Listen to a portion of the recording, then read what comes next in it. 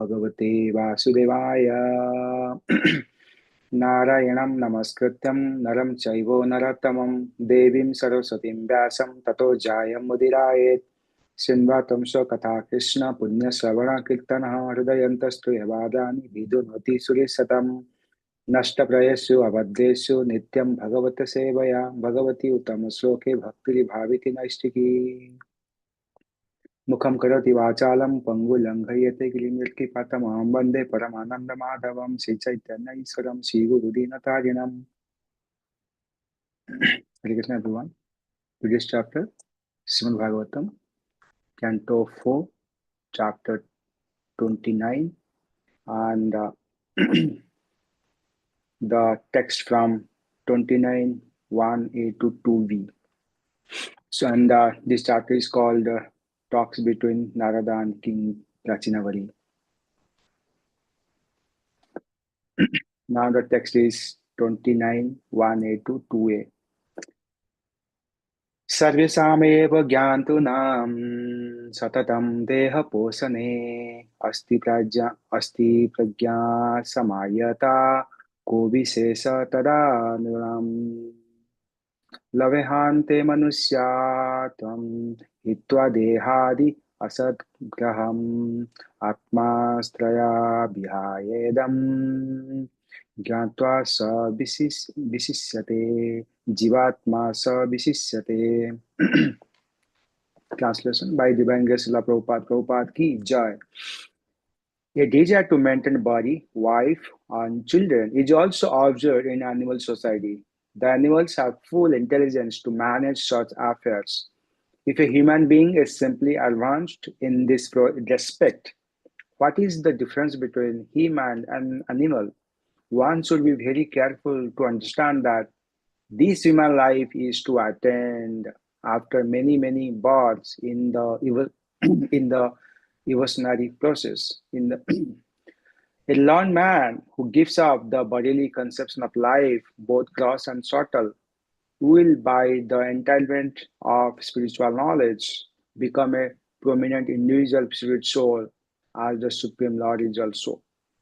Purport: it is said that man is a rational animal, but from this verse, we can also understand that rationality exists even in animal life. Unless there is rationality, how can an animal maintain its body by working so hard? That the animals are not rational in nature. Their rationality, however, is not very advanced. In any case, we cannot deny them rationality. The point is that one should use one's reason to understand the Supreme Personality of Godhead, for that is the perfection of human life. Now, text 29, 1b.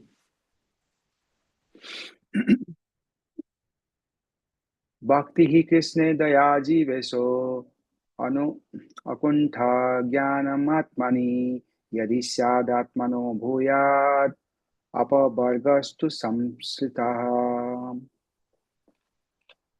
samsritihi. Translation: if a living entity is developed Krishna consciousness and is merciful to others, and if his spiritual knowledge of self-realization is perfect, he will immediately attain liberation from the bondage of material existence. Purport: in this verse, the words Daya Jivesu, meaning mercy to other living entities, indicate that a living entity must be merciful to other living entities if he wishes to make progress in self-realization. This means he must preach this knowledge after perfecting himself and understanding his own position as an eternal servant of Krishna. Preaching this is showing real mercy to living entities. Other types of humanitarian work may be temporarily beneficial for the body, but because a living entity is spirit soul, ultimately one can show him real mercy only by revealing knowledge of his spiritual existence. As Chaitanya Mahaprabhu says, Jivera Swarupa Hai Krishna Nitya Das. Every living entity is constitutionally a servant of Krishna. One should know this fact perfectly and should preach it to the mass people. If one realizes that he is an eternal servant of Krishna but does not preach it, his realization is imperfect. Srila Bhakti Siddhanta Saraswati Thakur therefore sing Dushtamana Tumi Kisara Vaishnava Patistara Tare Nijanera Ghare Tava Hari Nama Kevala Kaitava. My dear mind, what kind of Vaishnava are you? Simply for false prestige and a material reputation, you are chanting the Hare Krishna mantra in a solitary place. In this way, people who do not preach are criticized. There are many Vaishnavas in Vrindavan who do not like preaching. They cheaply try to imitate Haridas Thakur. The actual result of their so-called chanting in a secular place, however, is that they sleep and think of women and money. Similarly, one who simply engages in temple worship but does not see the interest of mass people or cannot recognize devotees is called Kanistadhikari. आचार्यम् एव हारये पूजम् या सधाय्यहते न तद्भक्तेषु चान्येषु स भक्तः प्रकृतिः स्मृतः.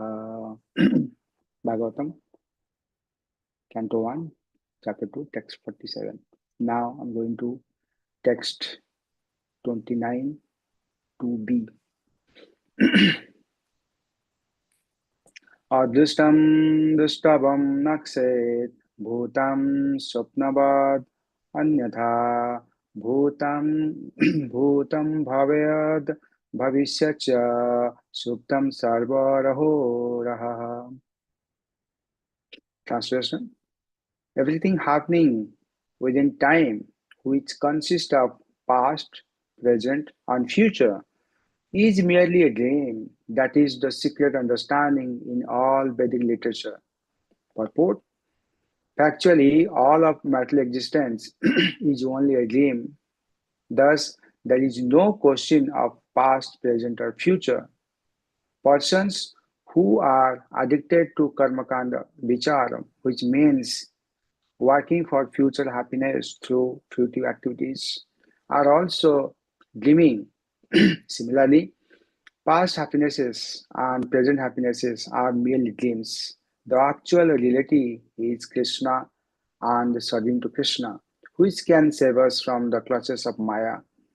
For the Lord says in Bhagavad Gita 7.14, Mama eva ye prapadyante mayam etam talantite. Those who surrender unto me can easily cross beyond my illegal energy. Thus end the Bhakti Vedanta purport of the fourth canto, 29th chapter of Srimad Bhagavatam, entitled Talks Between Narada and King Prachinavari. नमो विष्णुपदाय कृष्णप्रस्थाय भूतले श्रीमते श्रीमते भक्तिवेदांत स्वामी नमिल नमः सरस्वती गौरवाणी प्रचारिणी निर्विशेष शून्यवादी पाश्चात्य जय श्री कृष्ण चैतन्य प्रभु नित्यानंद श्री अद्वैत गदाधर शिवास आदि गौर भक्तवृंद. हरे कृष्ण कृष्ण कृष्ण हरे हरे, हरे राम राम राम हरे हरे, हरे कृष्ण कृष्ण कृष्ण हरे राम राम हरे हरे, हरे कृष्ण कृष्ण कृष्ण हरे Ram Ram Hare Hare. Hare Krishna, everyone. Thanks for joining and giving me the opportunity to speak on this verse of Srimad Bhagavatam. So, so this particular one second.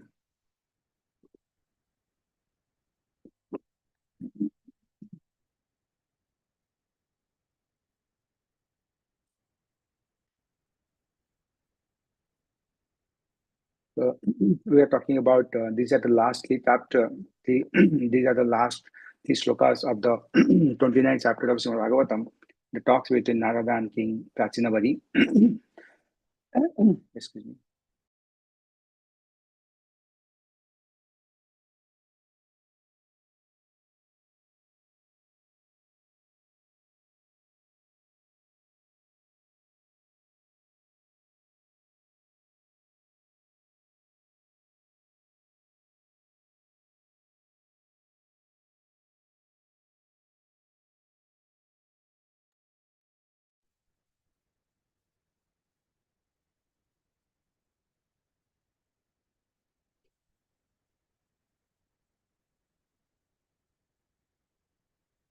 Okay, Krishna.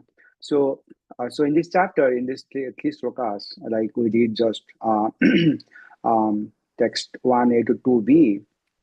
So basically, it describes all about the human life is meant for the spiritual awakening, right?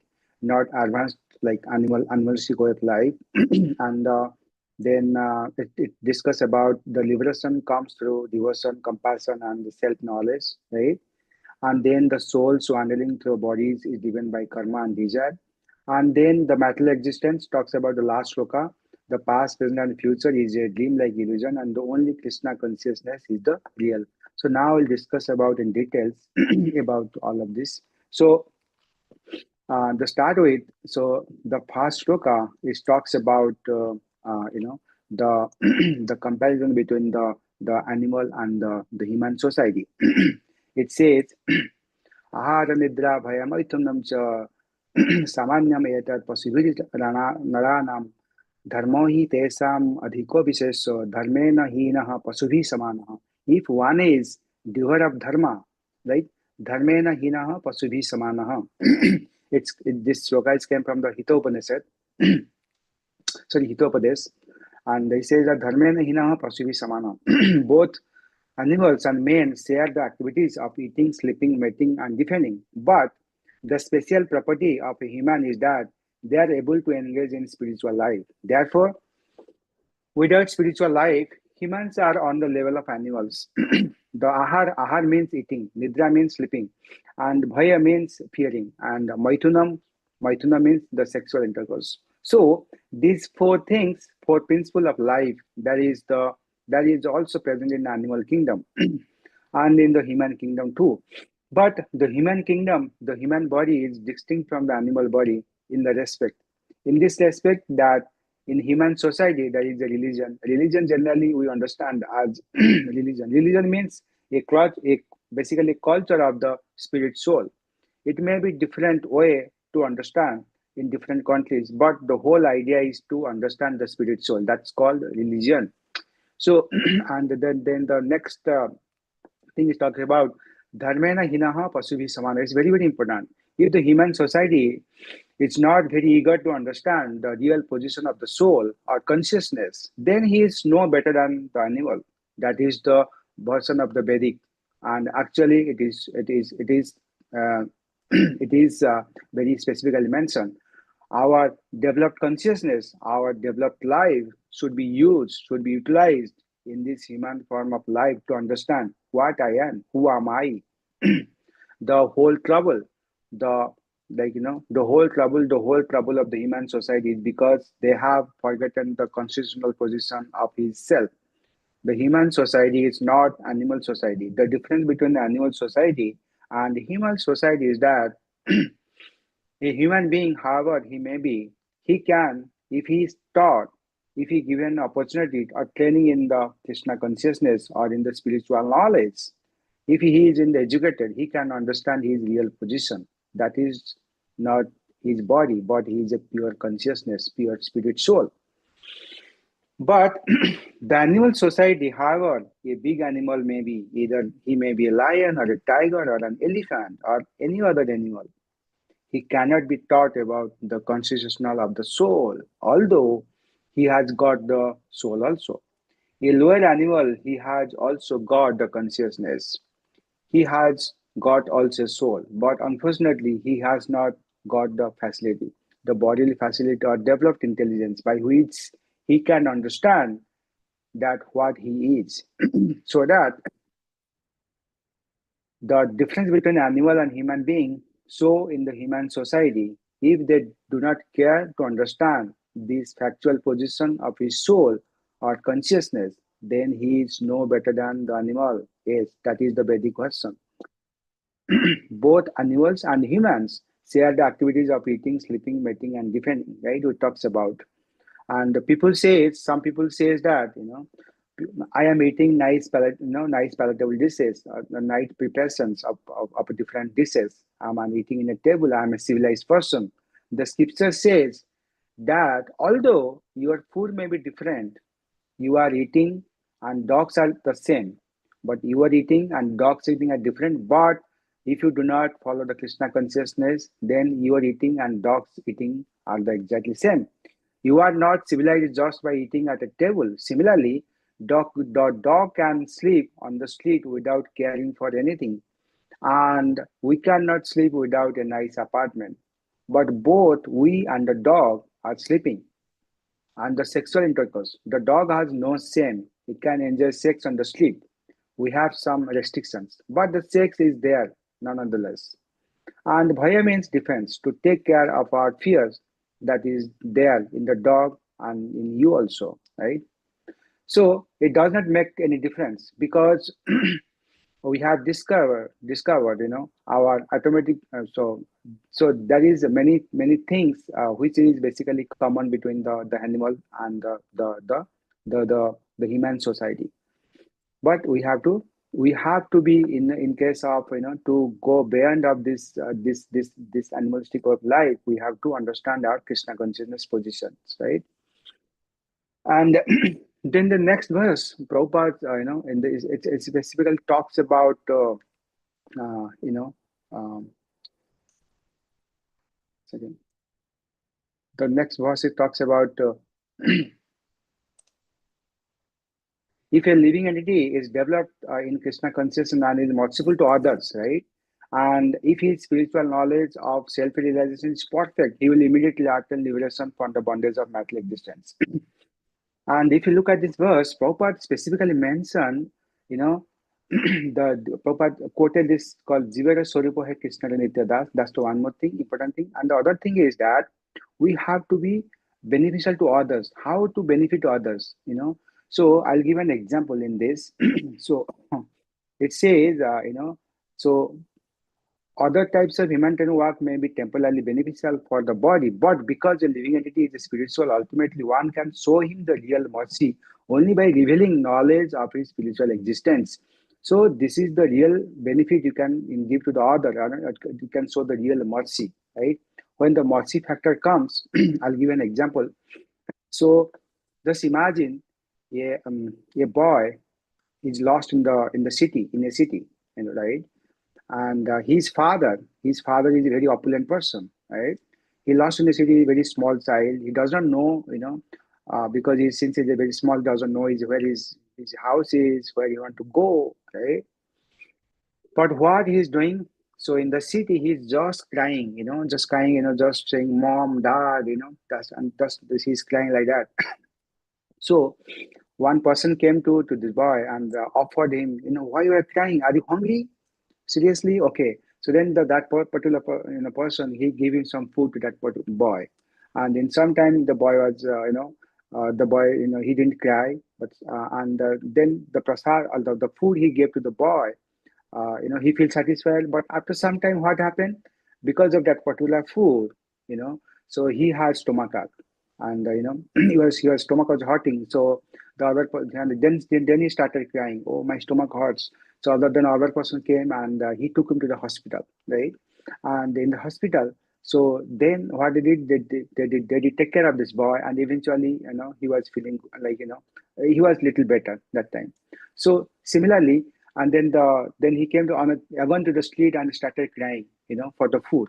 So then the other person came and he said that, what happened to you? Where is your house is? So then that other person knew who this boy is, and where he came from. So the other person, he took that boy to his father, right, or to his home. So this way, what example I gave him, he gave here.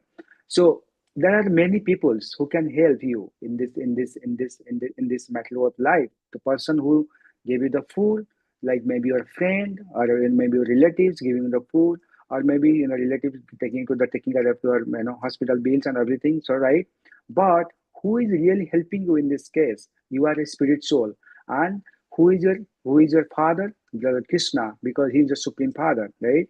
So who connects you with Krishna? He is the ultimate, he is giving you the ultimate mercy, right? So if you compare who is helping you out the more, the person who is connecting you with the Krishna. Similarly, it says in this verse, if your living entity is developed in Krishna consciousness and merciful to others, how you will be merciful to others? Like this, like the example I gave you. So, right? So this is the mercy factor. If the living entity does so, so then he is giving the showing the real mercy to the other living entities. So then, mosquito. So what will happen when we give the mercy to others? So what will happen in the period of time?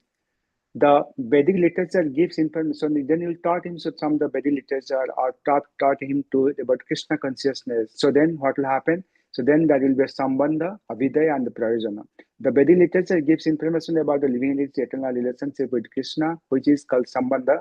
The living entity's understanding of this relationship and he is acting accordingly to this is called avidya and returning home back home to the godhead is called the prayojana. So then the living entity slowly progress toward the highest destination of the life. So to summarize this verse, summarize all these three verses.